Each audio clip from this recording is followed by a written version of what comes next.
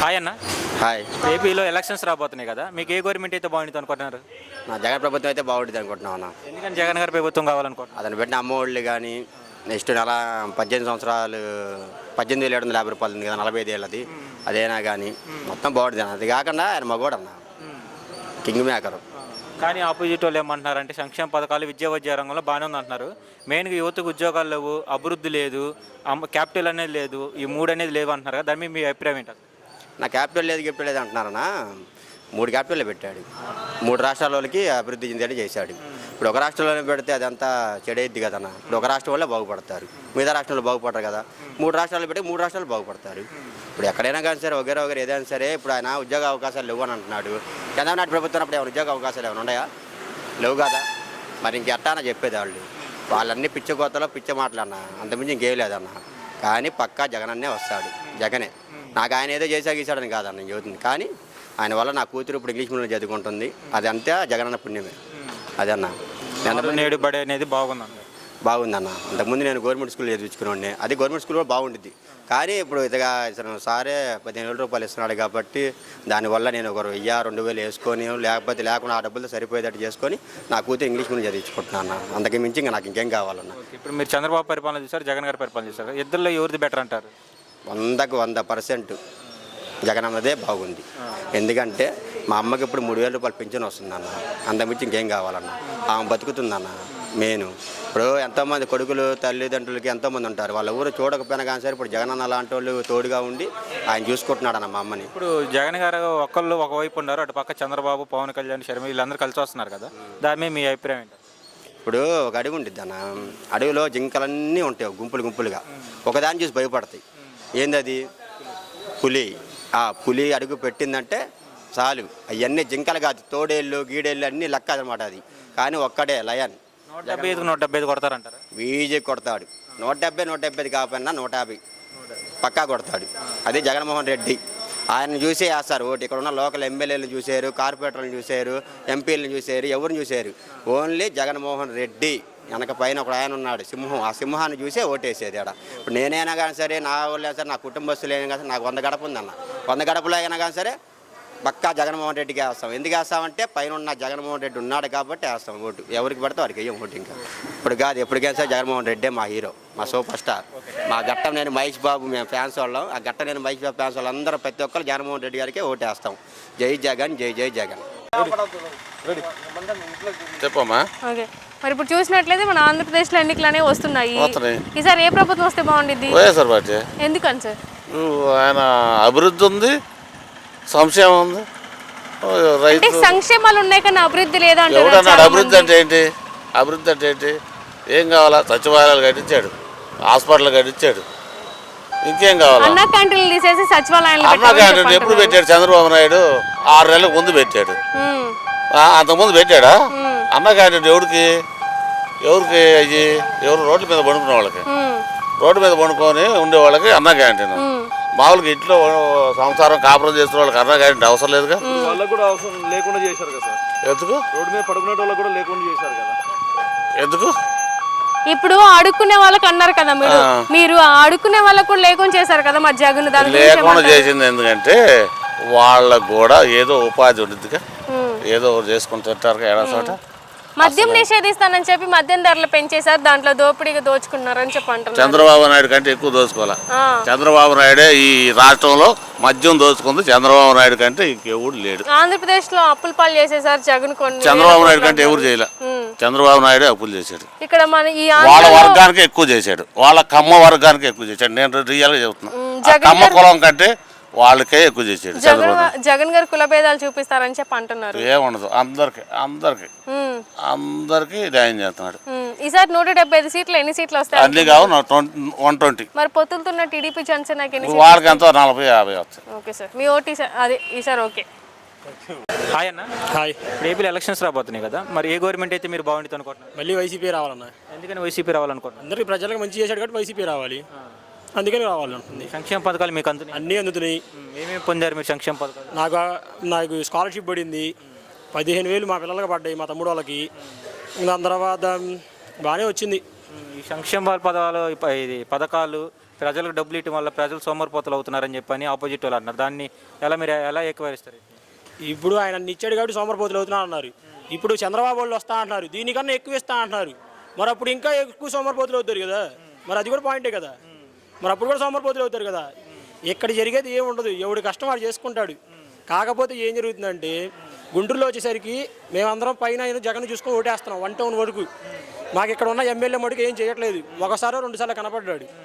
So మాకు మటుకు వాళ్ళు కూడా కొద్దిగా కోఆపరేట్ చేయాలి, ఎమ్మెల్యేలు కూడా. ఎందుకంటే మేము చూసి ఓటేస్తున్నాం, ఆయన చూసేస్తున్నాం, జగన్ గారిని చూసి ఓటేస్తున్నాము. వీళ్ళైతే మమ్మల్ని పట్టించుకోవట్లేదు.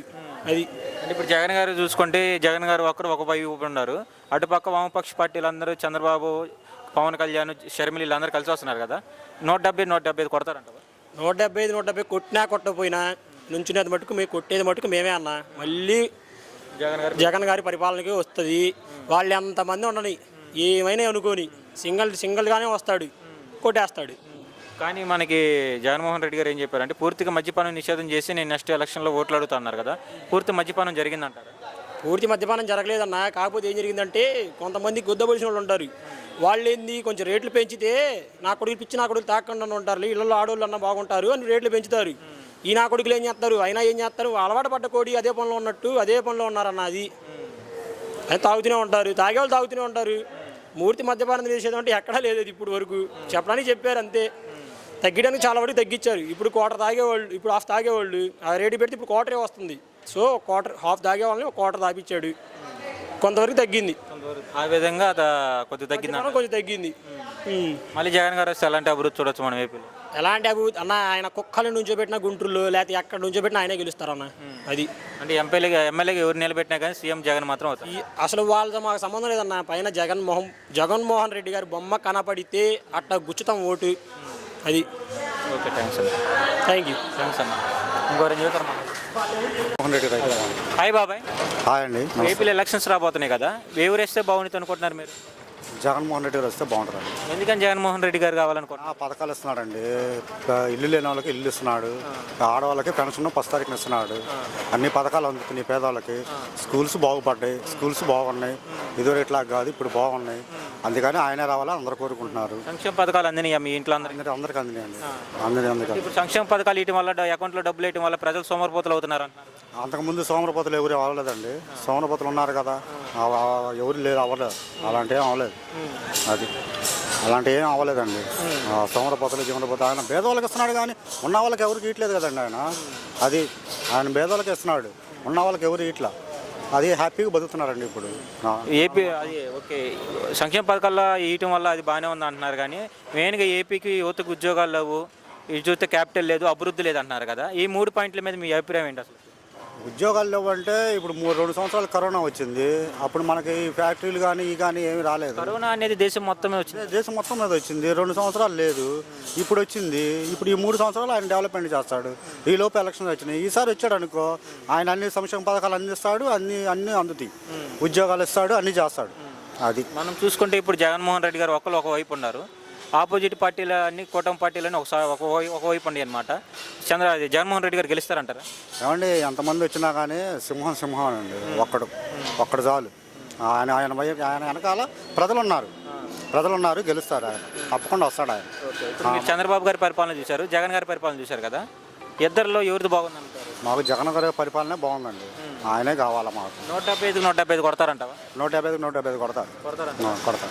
పక్కా అండి. ఎంతమంది వచ్చినా కానీ 10 మంది కానీ ఎంతమంది అన్నా కానీ ఇప్పుడు ఆయన నవరత్నాల్లాగా ఆయన అప్పుడు 9 మంది అమలుపడుతున్నారు. ఆయన ఒక్కడే ఓడిపోయిన సింహమే, గెలిచిన సింహమే ఆయన. అది కానీ 170 గెలుస్తా అని నమ్మకం ఉన్నప్పుడు ఎమ్మెల్యేలు ఎందుకు మరుస్తున్నారంటారు? ఆయన ఇష్టం అండి. ఎమ్మెల్యేలు మనం అంటే ఆయన ఇష్టం. అది మనం ఆయన ముఖం చూస్తే. ప్రతిపక్ష పార్టీలు ఏమంటున్నాయి అంటే ఎమ్మెల్యేలను ఎందుకు మార్చారు, ఇప్పుడు ఏడు గెలవలేని ఎమ్మెల్యే ఇంకోసారి గెలుస్తారు అంటే ఏడు చెత్త తీసుకెళ్ళి ఇంకోసారి పెడితే అది బంగారం అవుతాను అంటున్నారు కదా. ఇప్పుడు నారా లోకేష్ గారు ఉన్నారు, ఆయన చిత్తూరు జిల్లా ఆయన వచ్చి మంగళగిరిలో చేయలేదా? పవన్ కళ్యాణ్ ఉన్నాడు భీమవరం, ఆయన వచ్చి అక్కడ చేయలేదా? భీమవరంలో చేశాడుగా. మరి అయ్యావనాలు మరి అవి కూడా మారిపోయాక అంతే, ఈయన కూడా మారుస్తున్నాడు. ఆయన మీరు మాత్రం 2024 ఏ గవర్నమెంట్ రావాలని మీరు అనుకుంటున్నారు? నేను వైసీపీ రావాలని, జగన్మోహన్ రెడ్డి గారు రావాలని కోరుకుంటున్నాను. Okay, thanks. ఓకే. హాయ్ బాబాయ్. అయ్యా, ఇప్పుడు ఏపీలో ఎలక్షన్స్ రాబోతున్నాయి కదా, మీకు ఏ గవర్నమెంట్ అయితే బాగుంటుంది? మాకు జగన్ గవర్నమెంట్ వస్తేనే బాగుంటుంది. ఎందుకని జగన్ గారి పరిపాలన కావాలనుకుంటున్నారు? మాకు గతికి లేని వాళ్ళకి ఆ పింఛన్లు రాగి ఇవ్వటం కానీ, ఇల్లు ఇవ్వటం కానీ, ఈ సంక్షేమ పథకాలు మీ ఇంట్లో అందుతున్నాయి అంటారు? వాస్తవంగా అయితే నాకు అందట్లేదు. నాకు కళ్ళు కూడా సరిగ్గా అవ్వబడవు. నా వయసు కూడా 67 సంవత్సరాలు. నాకు ఎలాంటి సంక్షేమ పథకాలు లేవు, కానీ నాలాంటి వాళ్ళకి అందుతున్నాయి. మరి జగన్ గారికి వెళ్ళి ప్రభుత్వం కావాలని ఎలా? నాకు అందపోయిన నాలాంటి వాళ్ళకి అందుతున్నాయంటే సంతోషమే కదా. మీకు అందపోయినా మీ పక్కన ఉన్న 10 మందికి అందుతున్నాయి. అది అంటే ఇప్పుడు మీరు చంద్రబాబు గారి పరిపాలన చూశారు, జగన్ పరిపాలన చూశారు కదా, ఇద్దరు ఎవరు బాగుంది? నాకు జగనే పరిపాలన బాగుంది. జగన్ గారి పరిపాలన బాగుంది. ఇప్పుడు జగన్ గారు ఒక్కరు ఒకవైపు ఉన్నారు, అటుపక్క చంద్రబాబు, పవన్ కళ్యాణ్ వీళ్ళందరూ కలిసి వస్తున్నారు కదా, జగన్ గారు సింగిల్ గెలుస్తారంటారా? అది గెలిచేది గెలని ప్రజలు నిర్ణయిస్తారే, మనం నిర్ణయించేది ఏముంది. అది పోయినసారి 157 సీట్లు వచ్చినాయి, ఈసారి ఎన్ని వస్తాయి అనుకుంటున్నారు? ఎన్ని వస్తాయని కూడా చెప్పలేము. ప్రజల నిర్ణయం అది. ఏదైనా సరే ప్రజలు ఎట్లా నిర్ణయిస్తే అది అటు జరిగిద్ది. కానీ ఇన్ని మనం సర్వే చేసేవాళ్ళం కాదు కదా. నీ బోటి వాళ్ళు అడిగితే ఇంతవరకే. అది అయితే మీరు మాత్రం 2024లో మాత్రం జగన్ గారు రావాలి? వచ్చేది జగన్ గారైనా నువ్వు ఏ చేది కూడా ఓటు జగన్కే. అది ఓకే, థ్యాంక్ యూ.